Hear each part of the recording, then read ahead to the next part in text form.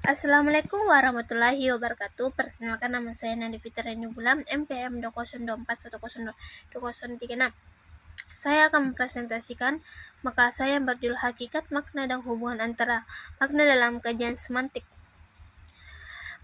Latar belakang: bahasa merupakan sarana komunikasi yang paling penting dalam kehidupan manusia. Melalui bahasa, seseorang dapat menyiapkan berbagai gagasan, pemikiran, perasaan, pengalaman, keinginan, maupun informasi kepada orang lain. Selain berfungsi sebagai alat komunikasi, bahasa juga berperan sebagai media untuk membangun hubungan sosial, menyiapkan pengetahuan, melestarikan budaya, serta membentuk identitas suatu masyarakat. Oleh karena itu, menggunakan bahasa yang tepat sangat menentukan keberhasilan proses komunikasi. Komunikasi tidak hanya tergantung pada ketepatan pemilihan kata atau struktur kalimat, tetapi juga pada kemampuan penutur dan tutur. Dalam memahami makna yang terkandung di dalam tutur, apabila makna yang disampaikan tidak dipahami dengan benar, makna komunikasi dapat menimbulkan kesalahpahaman atau bahkan kegagalan dalam menyiapkan pesan. Dalam kajian linguistik, aspek makna menjadi objek pembahasan utama dalam cabang ilmu yang disampaikan semantik. Semantik merupakan cabang ilmu bahasa yang mengkaji makna sebagai unsur pokok dalam suatu sistem bahasa. Kajian semantik tidak hanya berfokus pada arti sebuah kata secara leksikal, tetapi juga menelan bagaimana makna dibentuk, dikembang, dan dipahami dalam berbagai suatuan. Dibentuk melalui dari kata frase, kolosah, kalimat, sehingga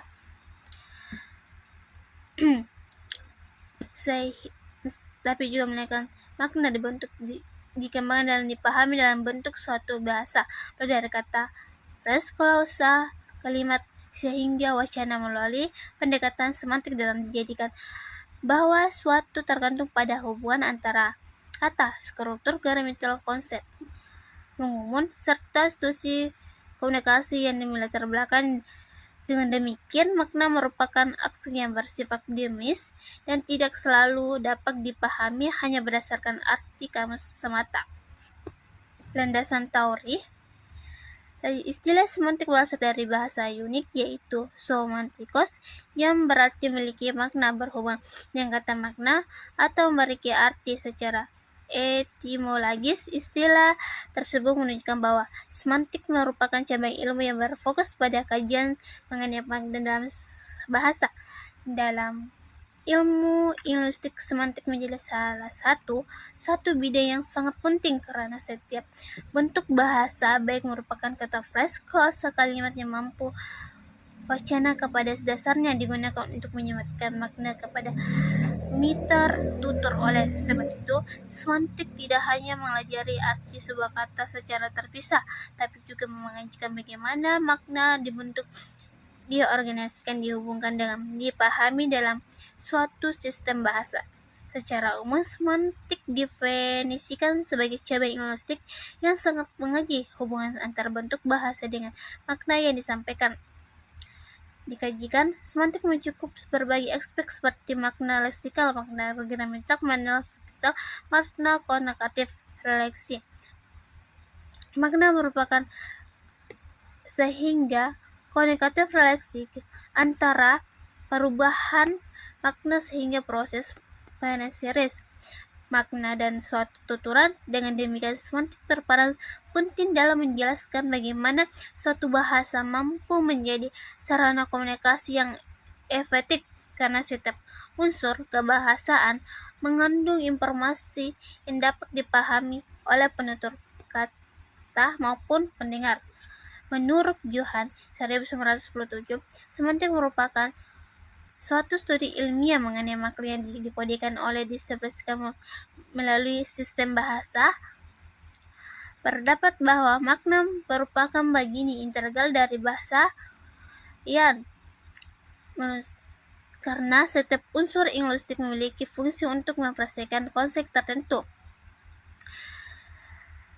Ia menjelaskan bagaimana hubungan akan melibatkan 3 komponen utama, yaitu lembaga, bahasa, linguistik, simbol, dan referen, atau objek yang dirujuk dengan dunia nyata. Ketiga komponen tersebut saling berkaitan sehingga suatu kata dapat digunakan untuk mewakili suatu benda, peristiwa, keadaan, maupun gagasan tertentu.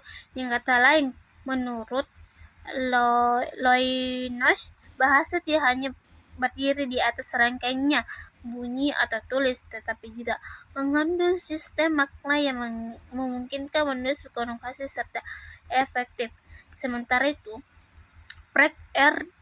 Plummer 1981 mendefinisikan semantik sebagai cabang linguistik yang mempelajari kata serta hubungan makna yang terbaik dalam struktur bahasa. Plummer menekankan bahwa makna suatu kata dapat dipahami hanya dengan mengetahui seperti kalimat yang tidak secara dapat dipahami hanya untuk menulis setiap kata.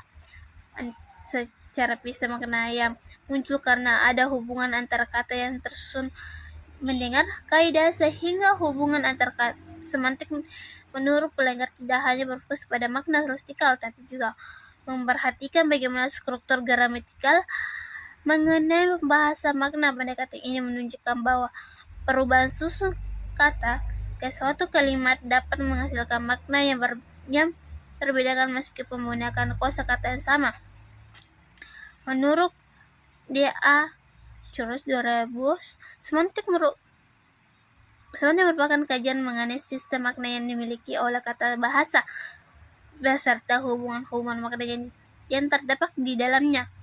Mengandung bahwa kosakata dalam suatu bahasa tidak berdiri sendiri, melainkan saling menghubungkan melalui berbagai relasi semantik. Berhubungan tersebut meliputi sinonim, persamaan makna, otonim, pertentangan makna, hiponim, hubungan makna umum, dan kasus umum.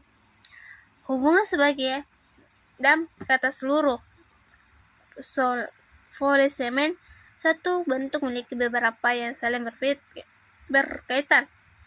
Hubungan kesamaan bentuk dengan makna yang berbeda serta agregatus pada gada. Menurut Schroeder, memahami terhadap hubungan antara makna sangat penting karena dapat menjelaskan bagaimana suatu sistem leksikal berarti dari bagaimana makna suatu kata dipahami berdasarkan hubungan dengan kata-kata lain dalam bahasa.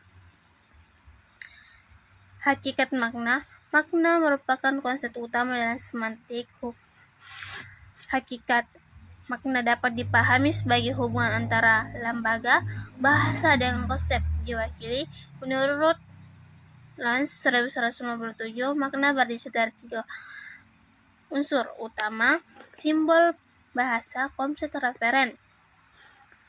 3 unsur tersebut memiliki keterkaitan sehingga suatu kata maupun mewakili objek atau gagasan tersebut.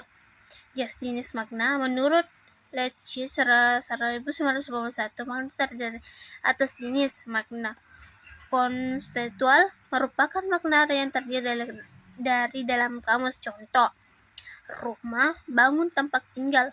Makna konotatif, makna yang muncul karena nilai rasa. Contoh: tidak berdasi. Makna bukan hewan, melainkan koruptor. Makna sosial, makna yang menunjukkan status sosial penutur. Makna reflektif, makna yang diperhatikan sikap atau penutur. Makna refleksif, makna yang muncul akibat osasi terhadap makna lain. Makna kolokatif, makna yang terbentuk karena terbiasa menggunakan bahasa tertentu. Hubungan antara makna. Menurut Schroeder 2000, hubungan antara makna meliputi sinonim, kata yang memiliki makna hampir sama. Contoh: cantik, indah. Homonim, makna yang berlawan. Contoh: besar, kecil. Homonimi, hubungan antara makna umum dan kasus. Contoh: buah, mangga, apel, jeruk.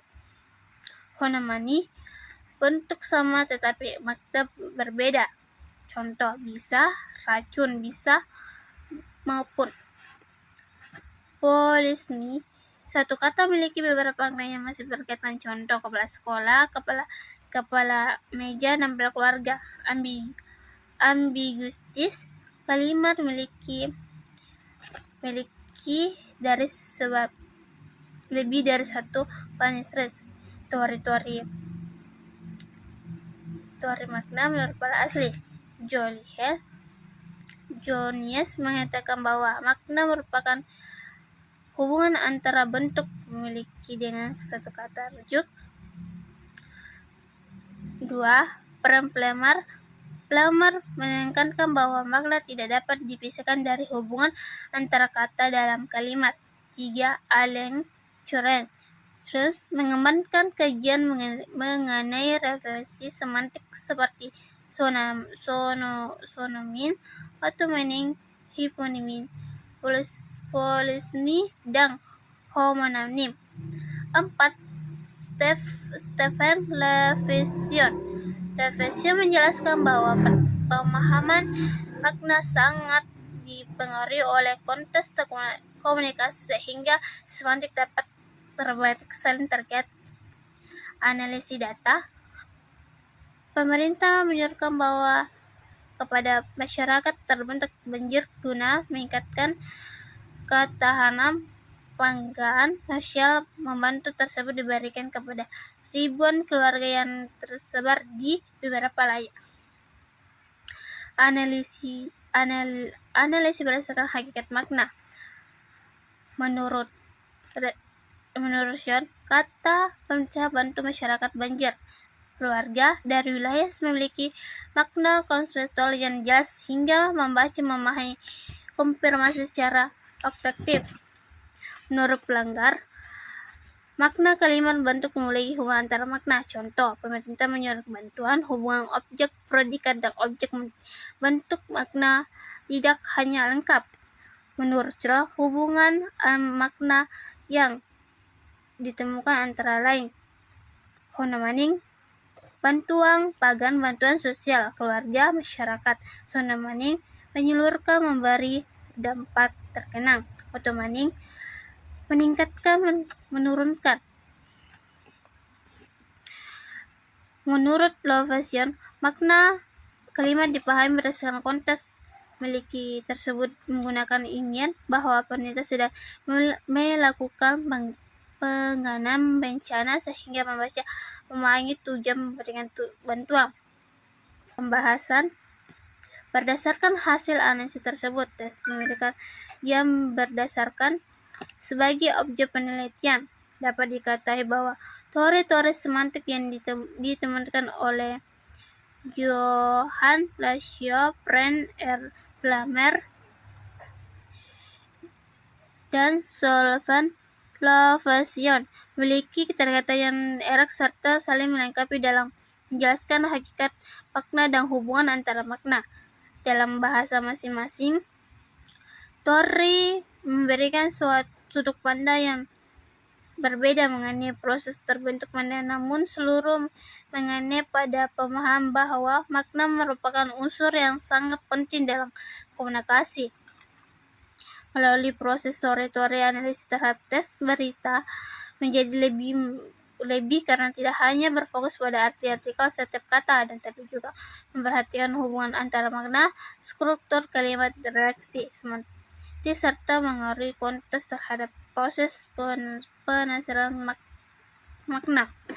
Menurut teori yang ditemukan oleh Johann makna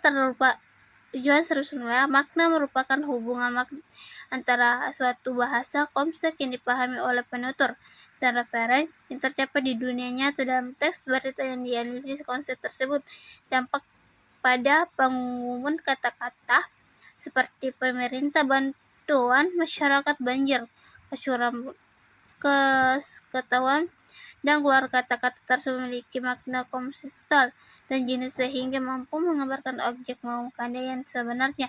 Misalnya, kata benda merujuk pada langganan memiliki koordinasi kementerian pemerintah, sedangkan kata bantuan menunjukkan pada segala bentuk memberikan yang ditujukan oleh kata pengertian bebas. Pihak yang lain menjelaskan referensi dari kosakata tersebut, memberikan informasi yang disampaikan dengan kata berita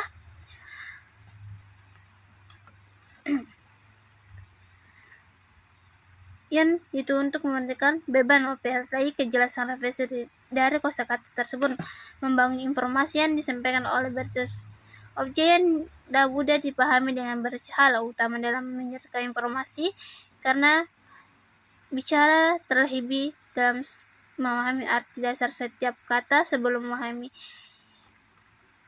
yang dengan keseluruhan isi berita. Sekian dari makalah saya. Assalamualaikum warahmatullahi wabarakatuh.